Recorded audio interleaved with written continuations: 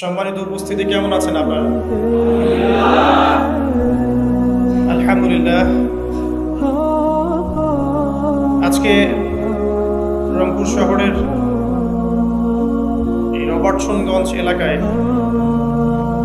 জুমার খুতবা দিতে আসতে পেরে আমি নিজেও খুব মন থেকেই আল্লাহ পাকের শুকরিয়া আদায় করছি। আলহামদুলিল্লাহ। এই এলাকাগুলোর সাথে আমাদের ছোটবেলার অনেক স্মৃতি জড়িত আছে। আমার বাল্য বন্ধুরাও এখানে অনেকে আছেন হয়তোবা। একটা সময় ছিল যে আমরা এখানে খেলাধুলা করেছি, আমার বন্ধুদের বাবারা এখানে উপস্থিত আছেন।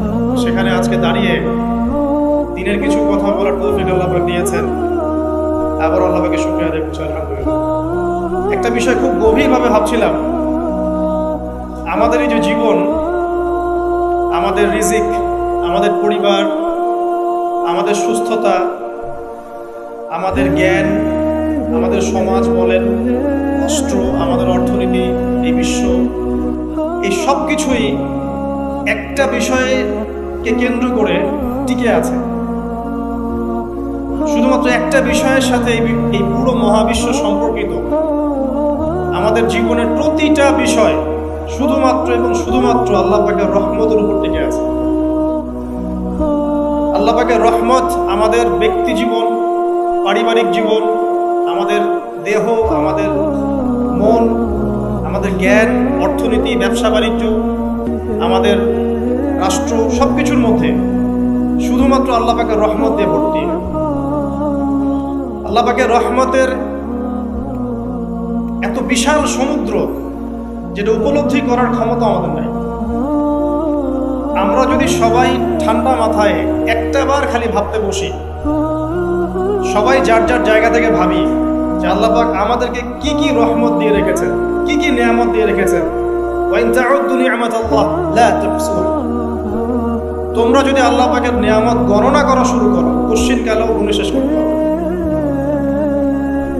আল্লাহ পাক সূরাতুল জুমারের মধ্যে বলেছেন, ইয়া ইবাদিয়াল্লাযীনা আসরাফু আলা আনফুসিহিম, হে নবী আপনি বলে দিন, আমার বান্দাদেরকে বলে দিন যে হে আমার বান্দারা, তোমরা যারা তোমাদের নফসের উপরে জুলুম করেছো, সুদীর্ঘকাল নামাজের খবর ছিল না, যাকাত দিইনি, হজ ফরজ হয়েছিল করি নাই, সওম রাখিনি, আল্লাহর দিন এগিয়ে নেওয়ার কোনো চেষ্টাই করি নাই, সুদীর্ঘকাল হারাম খেয়েছে, ঘুষ খেয়েছে, জেনা করেছে, বাদ্যযন্ত্র বাজিয়েছে, অশ্লীলতা এর মধ্যে ডুবেছিলেন, মাদকদ্রব্য সেবন করেছেন, সুদীর্ঘকাল তোমরা যারা নিজেদের নফসের উপর জুলুম করেছো, লা তাকনাতু মির রাহমাতিল্লাহ, তোমরা আল্লাহ পাকের রহমত থেকে নিরাশ হয়ে যাও।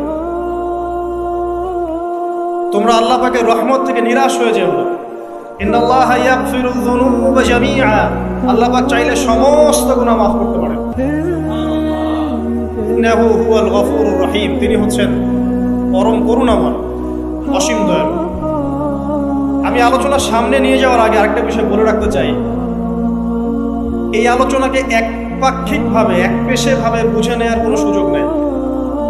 আল্লাহ পাক যেমন পরম করুণাময়, অসীম দয়ালু, ঠিক একইভাবে আল্লাহ রাব্বুল আলামিন শাদীদুল ইকাব, কঠিন শাস্তি দাতাও বটে। এই দুটো বিষয় মাথায় রেখেই আল্লাহর রহমতের আশাও করতে হবে এবং আল্লাহ পাকের গজবের ভয়ও করতে হবে। এর মাঝখানেই হচ্ছে ঈমান।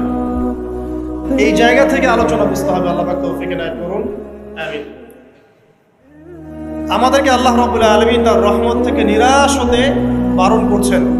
যে যত পাপ করেছে জীবনে, যদি একটা বার কেউ যদি আল্লাহ পাককে মন থেকে ডাকে, চোখ দিয়ে ঝরঝর করে পানি পড়ে, আল্লাহ পাককে বলে, সেজদায় গিয়ে পড়ে আল্লাহকে বলে রব্বিক ফিরলি, আল্লাহ আমাকে মাফ করুন, তার মনের মধ্যে যদি সততা থাকে, মন থেকে যদি সেই কথাটা বলে থাকে, আল্লাহ পাক শুধু তাকে ক্ষমাই করবেন না, তার সমস্ত গুনাহগুলোকে আল্লাহ নেকি দিয়ে পরিবর্তন করবেন।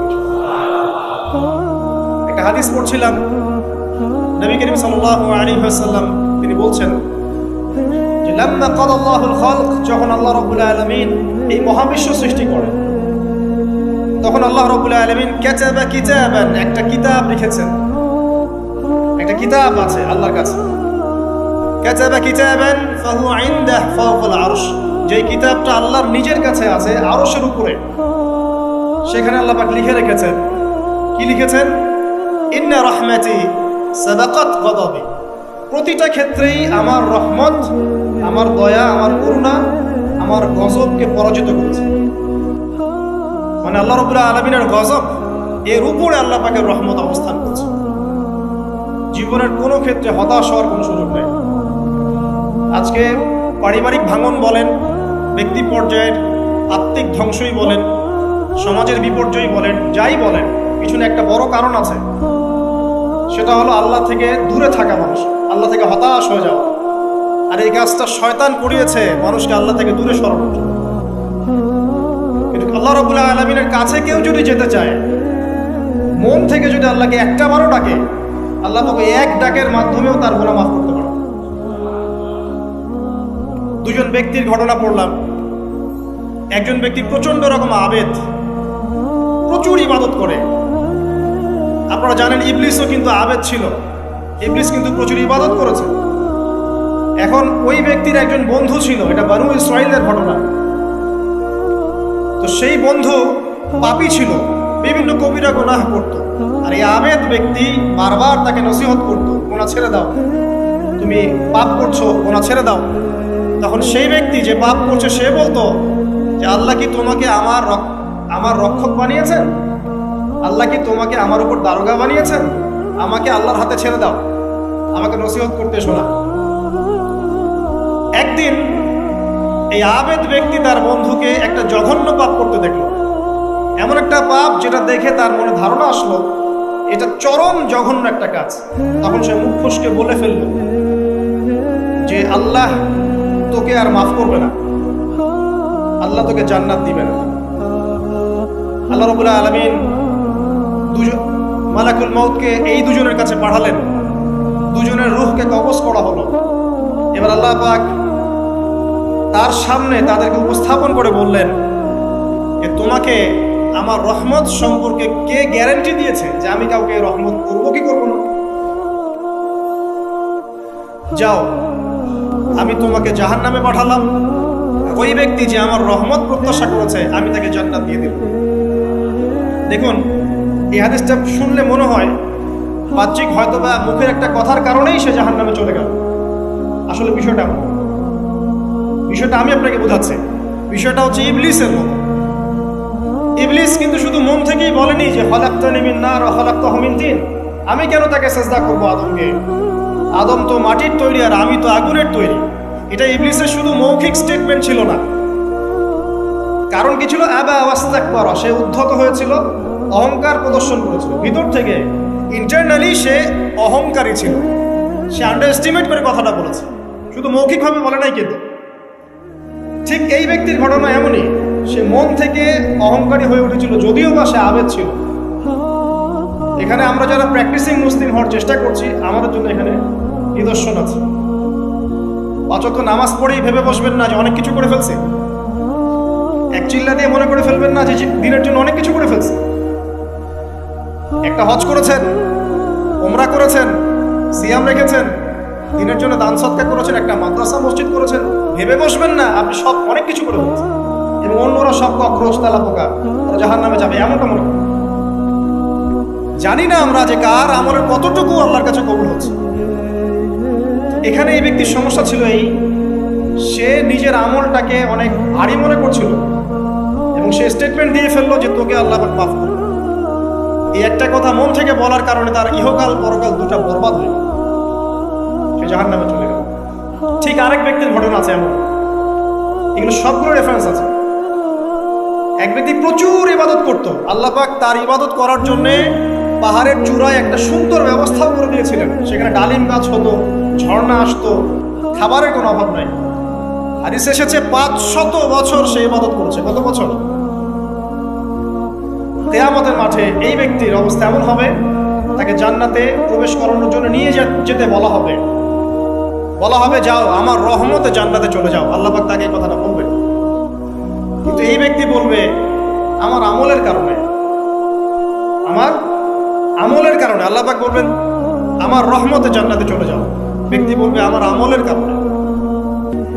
আল্লাহ রাব্বুল আলামিন তখন তাকে দেওয়া সমস্ত নেয়ামতগুলোকে এক পাল্লায় করবেন আর তার সমস্ত আমলকে আরেক পাল্লায় করবেন। তারপর দেখা যাবে আল্লাহর সমস্ত নিয়ামত তার একটা চোখের সমান হয় না।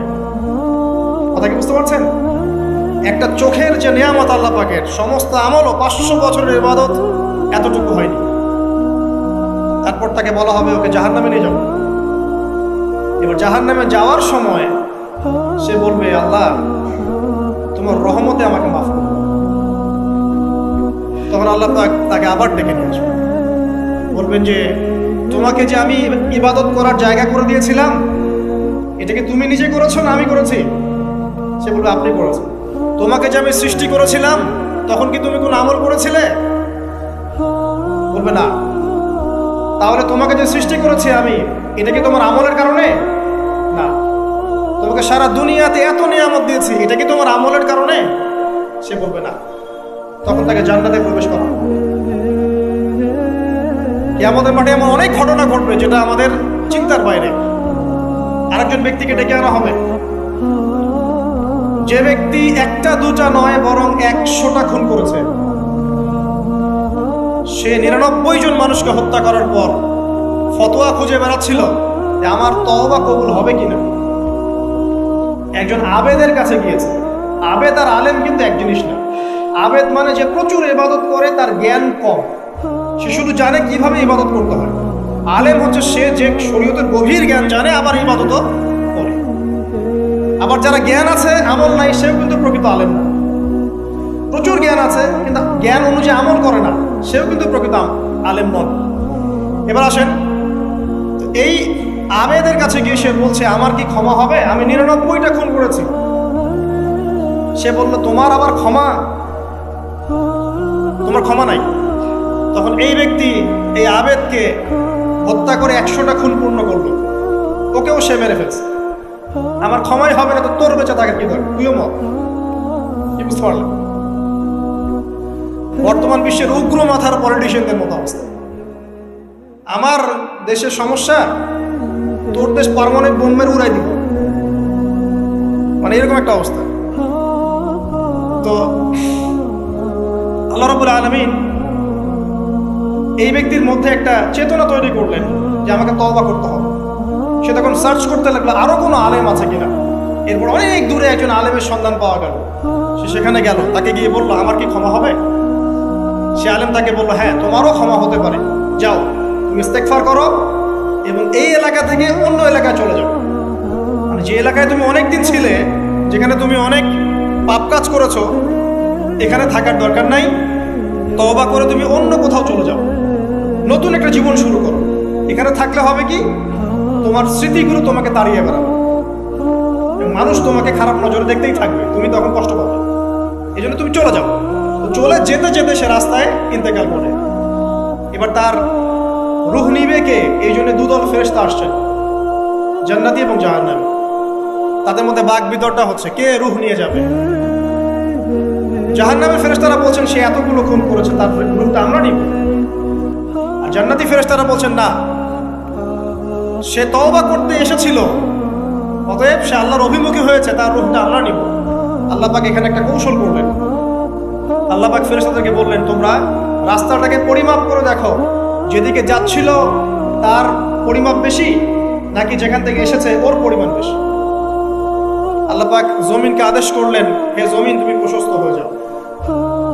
এবার পরিমাপ করে দেখা গেল সে তওবার থেকে আসছিল এর পরিমাণটা বেশি। একটা কাজের ওসিলা আল্লাহ পাক তাকে মাফ করলেন। মনে রাখবেন এটা মৌখিক বিষয় ছিল, সে মন থেকে ভিতর থেকে কিন্তু সে আল্লাহর প্রতি অনুগত হয়েছে। এই মনের বিষয়টা আল্লাহ ছাড়া কেউ জানে না। আপনি দেখতে পারেন সমাজে অনেকে দাড়ি টুপি পাগড়ি জুব্বা সব লাগিয়ে ঘুরছে, বিশ্বাস করেন তাদের মনটা এমনও হতে পারে যে জানোয়ারের চেয়েও কুৎসিত, এমনও হতে পারে। আবার আপনি দেখবেন সমাজে এমন অনেক মানুষ ঘুরছে যারা হয়তো অনেক পাপে লিপ্ত মনে হচ্ছে, মনের মধ্যে সততা আছে।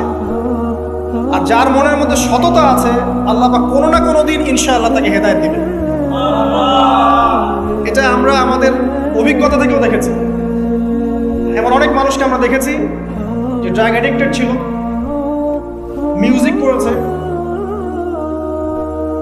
হারাম সম্পর্কের মধ্যে ছিল, নামাজ ঠিক মতো পড়ে নাই। কিন্তু যখনই আল্লাহর কথা আলোচনা হতো দেখতাম সে খুবই শান্তভাবে মন থেকে কথা শুনছে। কথা শুনতে শুনতে শুনতে একদিন মাশাআল্লাহ এখন দেখবেন যে চিল্লা দিয়ে বেড়াচ্ছে বিভিন্ন অনুষ্ঠানে। আল্লাহ হেদায়েত দিয়েছে, সব ছেড়ে দিয়েছে। এরকম মানুষের অভাব নাই কিন্তু সমাজে। তো এখানে আল্লাহ পাকের রহমত বা দয়ার একটা উজ্জ্বল দৃষ্টান্ত দেখতে পারবেন। ঠিক এরকম আরো একটা ঘটনা আছে বনু ইসরাইলের। এক ব্যক্তি এত পাপ করেছে যে শেষে মৃত্যুর সময় সে সন্তানদেরকে ডাকছে, ডেকে বলছে যে আমি যখন মারা যাব আমার লাশটাকে তোমরা কবর দিও না, যদি আল্লাহ পাক আমাকে ধরতে পারেন তাহলে খবর আছে। কি করতে হবে? সে বলছে যে আমার দেহটাকে তোমরা পুড়িয়ে ফেলবে এবং পুড়িয়ে ফেলার পরে ছাইগুলোকে একত্রিত করবা, পুরো অর্ধেক ছাই সমুদ্রে ভাসিয়ে দিবা, অর্ধেক ছাই বাতাসে উড়িয়ে দিবা। সন্তানরা তাই করলো।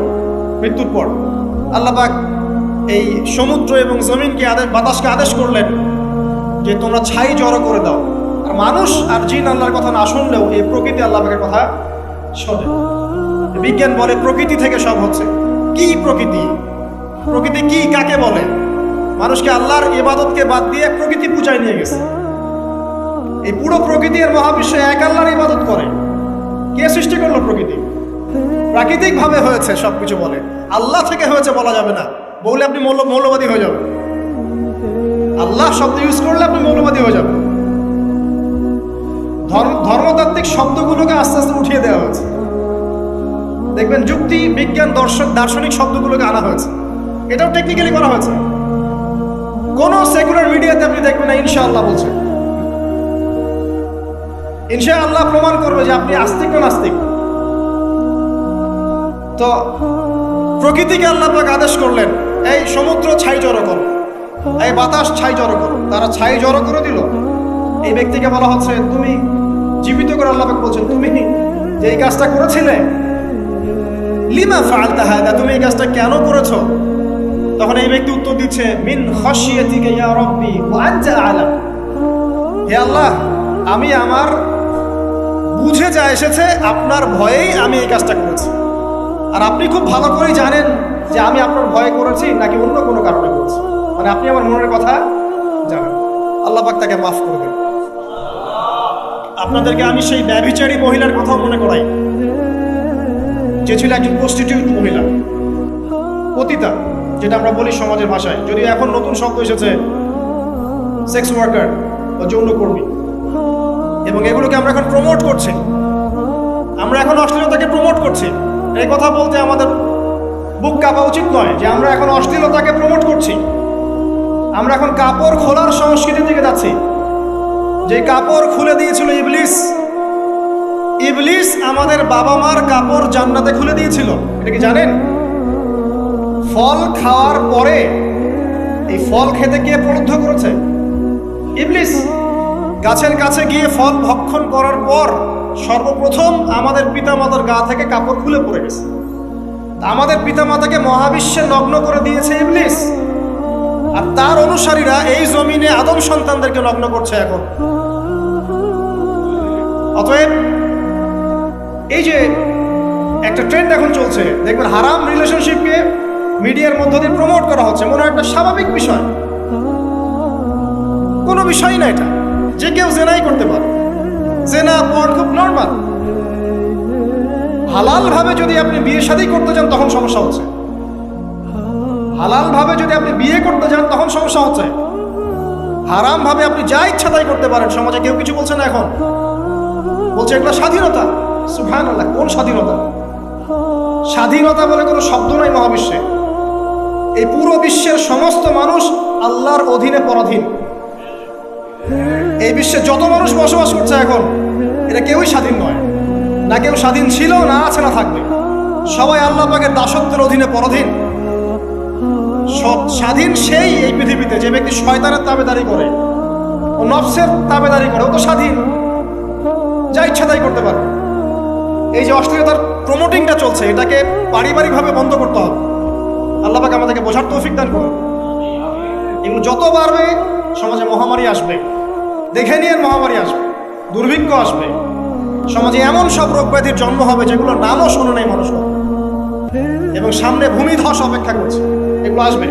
যাই হোক, ওই মহিলা, যে ব্যক্তি একজন যৌনকর্মী ছিল, বা যেটা আমরা বলি ব্যভিচারিণী মহিলা ছিল, একটা কুকুরকে দেখেছে সে পানি পান করার জন্য তৃষ্ণার্ত, সে এটাতে মায়া করে দয়া করে তার মোজাটাকে নামিয়ে এই কূপ থেকে পানি উঠিয়ে কুকুরকে পান করিয়েছে। এই একটা কাজের বদৌলতে আল্লাহ রাব্বুল আলামিন এই ব্যভিচারী মহিলাকে মাফ করে জান্নাত দিয়ে দিয়েছে। হাদিসে এটাও এসেছে, নবী সাল্লাল্লাহু আলাইহি ওয়াসাল্লাম বলেছেন, ইরহামু মান ফিল আরদ, তোমরা সবাই জমিনবাসীর প্রতি রহম করো।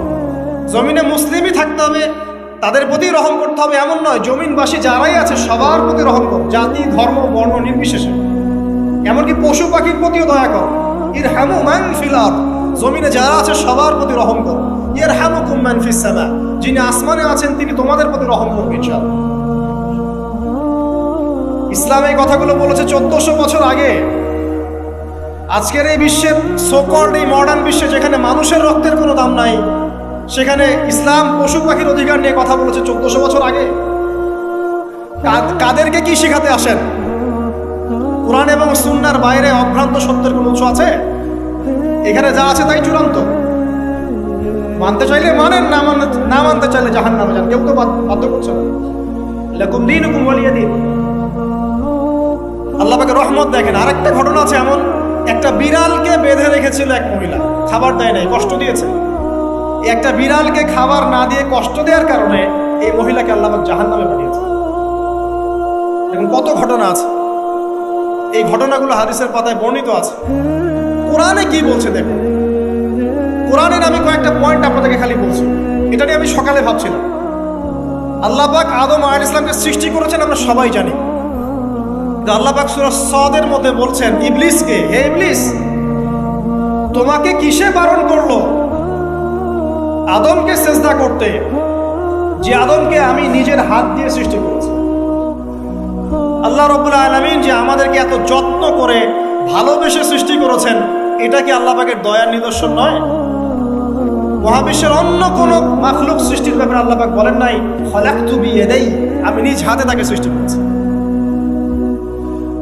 শুধু সৃষ্টি নয়, সৃষ্টি করার পর আল্লাহ পাক তাকে সমস্ত নাম শিক্ষা দিয়েছেন। এই যে জ্ঞান শিক্ষা দেওয়া, জ্ঞান, এটা আল্লাহ পাকের সবচেয়ে বড় নিদর্শনগুলোর মধ্যে অন্যতম।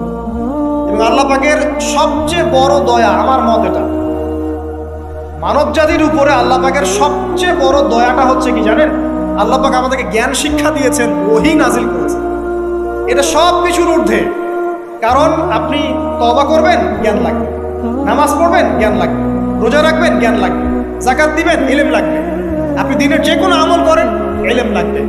জান্নাত জাহান্নামের পথ খুঁজে পেতে হলে ইলম লাগবে। দেশ চালাবেন, ইলম লাগবে। অর্থনীতি চালাবেন, ইলম লাগবে। ইলম ছাড়া কিছু নেই, ইলমের উপরে কিচ্ছু নাই। এই ইলমটা আল্লাহ পাক কাকে শিক্ষা দিয়েছেন? আদম আলাইহিস সালামকে। আমরা তো শিখেছি সমাজবিজ্ঞান বইগুলোতে যে আমাদের পূর্বপুরুষরা নাকি গুহায় থাকতো আর গাছের ছাল পাতা খেয়ে থাকতো, তাই না? লতা পাতা খেয়ে থাকতো, গাছের ছাল পাতা খেয়ে থাকতো, পোশাক পরতো আর কি। বোগাস, ডাহা, মিথ্যা কথা। আল্লাহ রাব্বুল আলামিন সূরা বাকারা এবং সূরা আরাফ পড়ে দেখেন, আল্লাহ পাক বলছেন যে আদম আলাইহিস সালামকে আল্লাহ পাক সমস্ত নাম জ্ঞান শিক্ষা দিয়েছেন। মহাবিশ্বের যে প্রয়োজনীয় জ্ঞানগুলো আছে সেগুলো আল্লাহ পাক আদমকে শিখিয়েছেন আলাইহিস সালাম। ওয়াল্লামা আদামাল আসমা কুল্লাহা, আল্লাহ পাক আদমকে সমস্ত নাম শিক্ষা দিয়েছেন। আমাদের পিতা মাতারা মূর্খ ছিলেন না, তারা সৃষ্টি থেকেই জ্ঞানী ছিলেন।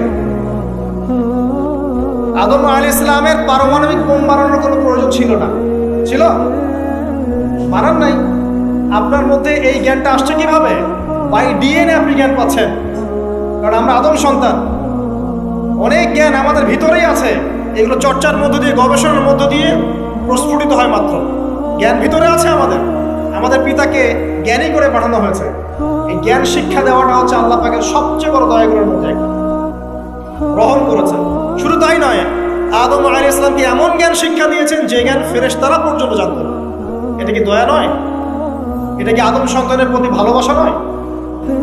তারপরে সেজদা করিয়েছেন। মহাবিশ্বে অন্য কাউকে কি সেজদা করানো হয়েছে? কোরআনে কি এমন কোনো দলিল আছে? যে আদম আলাইহিস সালাম ছাড়া অন্য কাউকে সব ফেরেশতারা সিজদা করেছেন? আছে? তাহলে এই যে সম্মান দেয় আল্লাহর পক্ষ থেকে, সম্মান কিসের ভিত্তিতে সম্মান? শারীরিক ক্ষমতার ভিত্তিতে? সম্মানটা কি কারণে? জ্ঞানের কারণে, ইলমের কারণে, জ্ঞানের কারণে সম্মান। এই সম্মান দেওয়াটা কি আল্লাহ পাকের রহমত এবং দয়ার নিদর্শন নয়? অতএব সম্মান পেতে হলে, আল্লাহর রহমত পেতে হলে সেই জ্ঞানের চর্চায় আবার ফিরে আসতে হবে।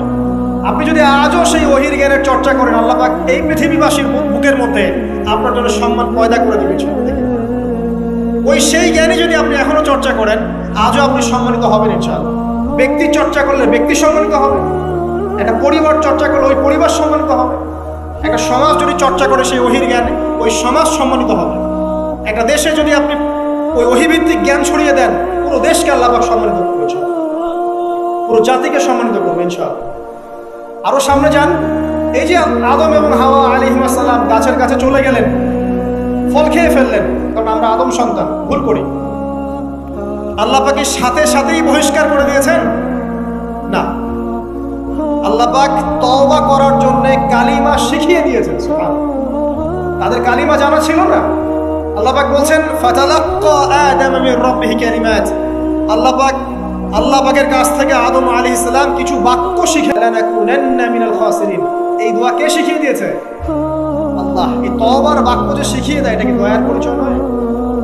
আমরা আল্লাহর কাছে ফিরে যাব, তওবা করব, ইস্তেগফার করব, এই জ্ঞানটা শিখিয়ে দেয়া কি আল্লাহ পাকের দয়ার পরিচয় নয়? তাহলে আমরা কিভাবে ক্ষমা চাইতাম? কিভাবে ক্ষমা চাইলে আল্লাহ পাক সমস্ত গুনাহ মাফ করবেন, এই পদ্ধতিগুলো বলে দেয়া কি আল্লাহ পাকের দয়ার পরিচয় নয়? তারপর সামনে যান, পৃথিবীতে নামিয়ে দিয়ে আল্লাহ পাক ক্ষান্ত হয়ে যাননি।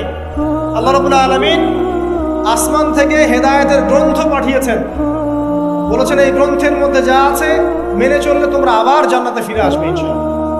আল্লাহ পাক আদম এবং হাওয়া আলাইহিস সালাম এবং আদম সন্তান সবাইকেই সৃষ্টি করেছেন। উদ্দেশ্য হচ্ছে আল্লাহ পাক আমাদেরকে জান্নাত দিতে চান।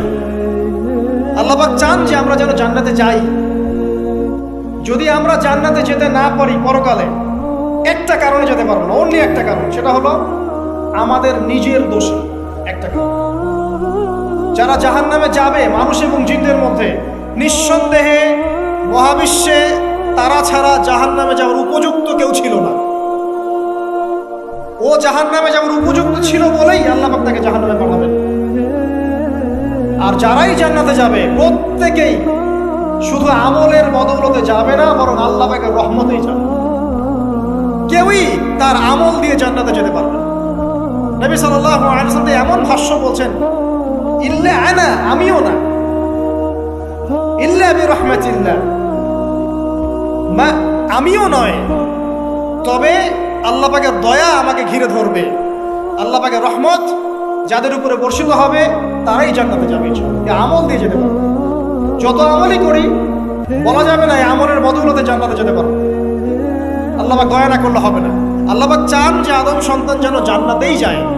এই কারণেই সৃষ্টি করা, এই কারণেই আপনার ওহীভিত্তিক গ্রন্থগুলো পাঠানো, এই কারণে নবী রাসূল পাঠানো, আলেম ওলামা সৃষ্টি করা, মানুষকে সতর্ক করা, হায়াত দেয়া, বারংবার জীবনে চলতে ফিরতে আপনাকে অ্যালার্ম করা হয়, আল্লাহর পথে ফিরে আসেন, আল্লাহর পথে ফিরে আসেন। অ্যালার্ম করা হয় না? বিপদ দিয়ে আপনাকে অ্যালার্ম করা হয় আল্লাহর পক্ষ থেকে। আপনি চলতে পথে হোঁচট খান, আল্লাহ আপনাকে অ্যালার্ম দেন, ফিরে আসো। চলছেন বিপথে, আল্লাহ পাকে অ্যালার্ম দেন, ফিরে আসো। আল্লাহ পাকের পক্ষ থেকে কিন্তু এগুলো আসে। অদ্ভুত একটা হাদিস বললাম, অদ্ভুত বলতে বলছি অ্যামেজিং হাদিস, যে একজন সাহাবী বলছেন, সালমান রাদিয়াল্লাহু আনহু, তিনি বলছেন যে যখন মুমিনের উপর বিপদ আপদ বালা মুসিবত আসে, তখন মুমিনের এই বিপদ আপদ বালা মুসিবত রোগ শোকের বদৌলতে আল্লাহ পাক তার গুনাহগুলোকে মাফ করবেন এবং তার মর্যাদাকে বাড়িয়ে দেন, এবং সে আল্লাহর দিকে ফিরে আসার অনুশোচনা করার সুযোগ পায়। আর যখন কাফের মুশরিক বা ফাসিক মানুষকে এইসব রোগ ব্যাধি বিপদ আপদ বালা মুসিবত ঘিরে ধরে, তার দৃষ্টান্ত ওই ব্যক্তির ন্যায় যে ব্যক্তিকে, তার দৃষ্টান্ত সেই উটের ন্যায়, তার দৃষ্টান্ত সেই উটের ন্যায় যে উটটাকে তার মালিক বেঁধে রেখেছে, এরপর ছেড়ে দিয়েছে। সে উটটা বুঝতেও পারলো না কেন তার মালিক তাকে বেঁধে রাখলো আর কেনই বা তাকে ছেড়ে দিল। কথাটা কি বুঝতে পারছেন? যারা আল্লাহ দ্রোহী তাদের উপর যখন বিপদ আপদ বালা মুসিবত আসতে থাকে তারা বুঝে না যে কি জন্য আসলো আর কেন চলে গেল। কিন্তু মুমিন ব্যক্তি যারা মুসলিম আল্লাহর অনুগত তাদের বিষয়টা হচ্ছে এমন বিপদ আপদ বালা মুসিবত রোগ ব্যাধি তাদেরকে আল্লাহর দিকে ফিরিয়ে নিয়ে আসবে। দেখুন এই যে পৃথিবীতে নামিয়ে দেয়া, এরপর আল্লাহর পক্ষ থেকে ঐশী গ্রন্থগুলো পাঠানো, নবী রাসূল পাঠানো, আলেম ওলামা পাঠানো, আপনাকে হায়াত দেয়া, আপনাকে রিজিক দেয়া, এই শ্বাস নেওয়ার ক্ষমতা দেয়া, আপনাকে জ্ঞান বুদ্ধি দেয়া, বিবেক দেয়া, 3 বেলার খাবার, পোশাক, স্ত্রী সন্তান, কি দেয়নি আমার রব্বুল আলামিন। এই যে সমস্ত নিয়ামতগুলো দেয়া, এগুলোর একটা উদ্দেশ্য আপনি আমি যেন এটাকে উপলব্ধি করি যে এগুলো আল্লাহর পক্ষ থেকে আসছে এবং আল্লাহর দিকে আমরা অভিমুখী হই, এছাড়া কোনো উদ্দেশ্য নেই। সামনে যান, নূহ আলাইহিস সালাম একদিন 2 দিনেই কি আল্লাহ পাক তার কওমকে ধ্বংস করে দিয়েছেন? 950টা বছর আল্লাহ রাব্বুল আলামিন সময় দিয়েছেন কওমকে, আল্লাহর দিকে ফিরে আসো, আল্লাহর দিকে ফিরে আসো। নবী দাওয়াত দিয়েছেন প্রায় 950 বছর। যখন তারা ফিরে আসে নাই, তারপরে আল্লাহ রাব্বুল আলামিন গজবকে ধ্বংস করেছেন। আমি বলেছি একটা কথা, আল্লাহ পাক শুধু রহমানুর রহিমই নন, বরং তিনি কিন্তু কঠোর শাস্তিদাতা, শাদীদুল ইকাব বটে। সামনে আরো যান, ইব্রাহিম আলাইহিস সালাম একা একটা মানুষ নমরুদের সাথে ফাইট করছেন, আগুনে ফেলেই দিল, সে আগুনকে আল্লাহ পাক ঠান্ডা করে ফেললেন। এটা কি আল্লাহ পাকের দয়া নয়? তার সন্তান ইসমাইলের কুরবানিটা দেখেন, আল্লাহ পাক বলেছেন কুরবানি করো, তিনি ডানে বামে প্রশ্ন করেন নাই। আমরা হলে প্রশ্ন করতাম কেন করব, শিশু সন্তান নিষ্পাপ, এটার কোনো যুক্তি আছে কিনা, লজিক আছে কিনা। তিনি কোনো লজিক দেখতে যাননি, আল্লাহ পাক বলেছেন করেছে। আল্লাহ রাব্বুল আলামিন তার এই ঘটনাটাকে তো সম্মানিত করলেনই, কিয়ামত পর্যন্ত কিন্তু এই ঘটনা মানুষ স্মরণ করবে। দয়া দেখেন, তার সন্তানের খাবার নাই, পানিও নাই, অলৌকিকভাবে আল্লাহ রাব্বুল আলামিন জামজাম কূপ সৃষ্টি করলেন, কিয়ামত পর্যন্ত থাকবে ইনশাআল্লাহ। দয়া নাই? এই কূপটা দেখলেই তো মুসলিম হওয়া যায়, এই জামজাম কূপটা দেখলেই তো মুসলিম হয়ে যাওয়া উচিত মানুষের।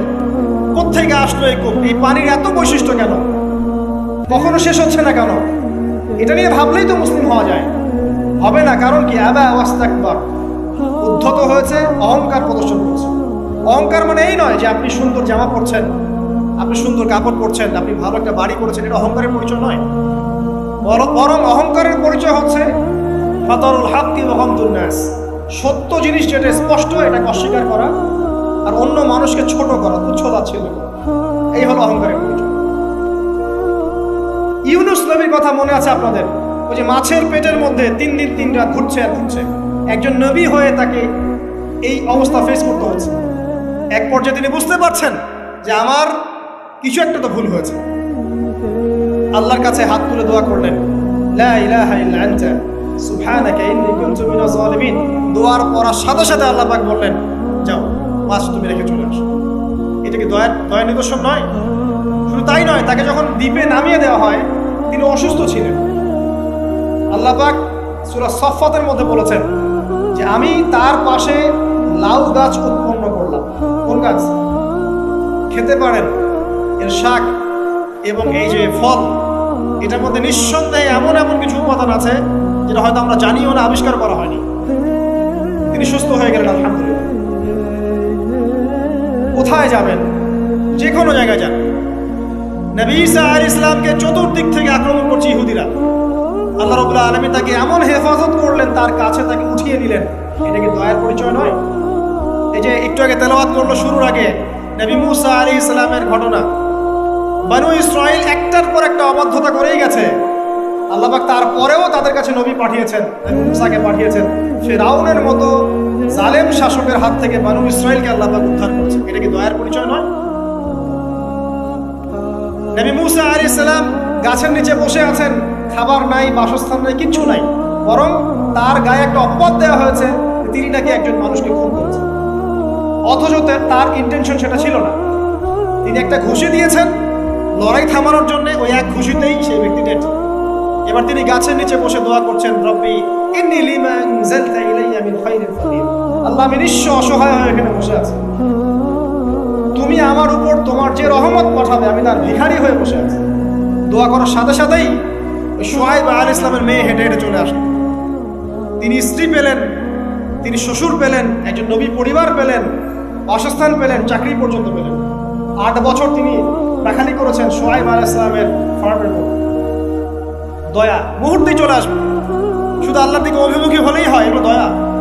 আইয়ুব আলাইহিস সালামের কথা মনে আছে না? দীর্ঘদিন রোগে ভুগছেন, চিকিৎসা হচ্ছে না, ভালো হচ্ছে না, শেফা হচ্ছে না। এখানে যারা আধ্যাত্মিকত্ব নিয়ে পড়াশোনা করেন, লেখালেখি করেন, তারা বলেছেন তাদের কিছু কিছু কিতাবের মধ্যে, রোগটা যখন এমন একটা পর্যায়ে চলে আসলো যে তিনি জিহ্বাটা নড়াতে পারছেন না, কারণ তিনি আল্লাহ পাকের জিকির করতে প্রচন্ড ভালোবাসতেন। এক পর্যায়ে রোগটা এমন একটা জায়গায় চলে আসলো যে জিহ্বাটা তিনি নড়াতে কষ্ট হচ্ছে। তখন গিয়ে তিনি বলছেন, রব্বি আন্নী মাসসানি আদ-দুররু ওয়া আনতা আরহামুর রাহিমিন, হে আল্লাহ আমাকে কষ্ট স্পর্শ করেছে, আর তুমি তো ক্ষমাকারী, রহমকারীদের মধ্যে সর্বশ্রেষ্ঠ রহমকারী। আমি জিকির করতে পর্যন্ত পারছি না, আল্লাহ আমার রোগটা শেফা দিয়ে দেন। বলার সাথে সাথে আল্লাহ রাব্বুল আলামিন প্রস্রবণ ঝর্ণা তৈরি করলেন, এখানে গোসল করো, শেফা হয়ে গেল। এগুলো কি রহমতের পরিচয় নয়? এখানে এক শ্রেণীর স্কলার এমনও বলেছেন, আজকে আমরা যারা বাহ্যিক সৌন্দর্য নিয়ে বেশি গর্ব করি আর কি, আত্মিক সৌন্দর্যের চাইতে বাহ্যিক সৌন্দর্য নিয়ে যারা বেশি গর্ব করি, যদি আল্লাহ পাক আমাদের পোশাকটাকে পরিবর্তন করে দেন, আত্মাটাকে দেহের পোশাক দেন আর দেহটাকে আত্মার পোশাক বানায় দেন, তাহলে দুর্গন্ধে কি আমাদের সামনে আসতে যাবে? কথা আপনারা বুঝতে পারছেন? আইয়ুব আলাইহিস সালামের আত্মাটা ছিল পবিত্র, পরিশুদ্ধ, তার দেহের মধ্যে রোগ হয়েছিল। আর এই পুরো বিশ্বের ম্যাক্সিমাম লোকের মানুষের রোগ এখন আত্মায়, দেহে নয়। আবার বলছি, হয়তো বুঝতে পারছেন না। আইয়ুব আলাইহিস সালামের রোগটা হয়েছিল দেহে, বাইরে। তার আত্মা ছিল পবিত্র, পরিশুদ্ধ আত্মা। দেহের রোগের একটা পর্যায়ে যখন জিহ্বাটায় ইফেক্ট হলো, তখন জিকির করতে তার কষ্ট হচ্ছে, তখন তিনি দোয়া করছেন, আল্লাহ আমার এই রোগটাকে শেফা দিন। আর এখনকার পুরো জেনারেশন, এই সভ্যতার রোগ হচ্ছে ভিতরে আত্মায়। দেহের রোগের চাইতে তার আত্মার রোগটা বেশি। এখন এই আত্মাটাকে যদি দেহ বানিয়ে দেওয়া হয় আর দেহটাকে আত্মার পোশাক পরিয়ে দেওয়া হয়, দুর্গন্ধে কেউ সামনে আসতে চাবে না। তাই আইয়ুব আলাইহিস সালামের সেই দোয়া এখন আমাদের বেশি করা উচিত। রব্বি আন্নী মাসসানি আদ-দুররু ওয়া আনতা আরহামুর রাহিমিন, আল্লাহ আমাদের আত্মায় রোগ এসেছে, এটাকে তুমি শেফা দাও। দেহের রোগ লেস ইম্পর্টেন্ট, আত্মার রোগটা বেশি ইম্পর্টেন্ট। এরকম নিদর্শন কোরআনের পাতায় পাতায় ছড়িয়ে আছে। আসহাবুল কাহফ, পুরো সমাজ ওদেরকে মেনে নিচ্ছে না, গুহায় চলে গেলেন, ঘুম পাড়িয়ে দিলেন আল্লাহ পাক। 309 বছর, কত বছর? 309 বছর একটা দোয়ার বদৌলতে। তারা বলেছিল, রব্বানা আতিনা মিন লাদুনকা রাহমা ওয়া হাইয়্ লানা মিন আমরিনা রাশাদা। আল্লাহ পাক শুধু ঘুম পাড়িয়ে রাখলেন না, তাদের মধ্য দিয়ে আল্লাহ পাক পুরো একটা সভ্যতাকে হেদায়েত করে দিলেন। যে সভ্যতা বিশ্বাস করতো না যে পরকাল বলে কিছু আছে, দাকিয়ানুস বাদশার সেই জুলুম থেকে আল্লাহ পাক এই 10 জন বা 9 জন যুবককে বাঁচালেন, ওদেরকে কিয়ামত পর্যন্ত কোরআনের পাতায় স্থান দিলেন, নিদর্শন বানালেন, এবং তাদের মধ্য দিয়ে একটা পুরো সভ্যতাকে হেদায়েত দিলেন। যেখানে যাবেন এই নিদর্শন। আর কার কথা বলবো? যুলকারনাইন, মনে আছে? কোন সূরা আছে যুলকারনাইনের কথা? সূরা কাহফ। আল্লাহ পাক তাকে এমন রহমত করেছিলেন যে মাশরিক মাগরিব, মানে পূর্ব পশ্চিম পর্যন্ত তাকে রাজত্ব দিয়ে দিয়েছে। আজকে তো আমরা এই সামান্য একটু ক্ষমতা পেলেই আমাদের কেউ চেনে না, গায়ে হাতি দেওয়া যায় না, ঠিক আছে? মানে তখন সে নিজেকে মনে করে যে সে এই পৃথিবীর সবকিছু, বাকি মানুষ আর মানুষ না।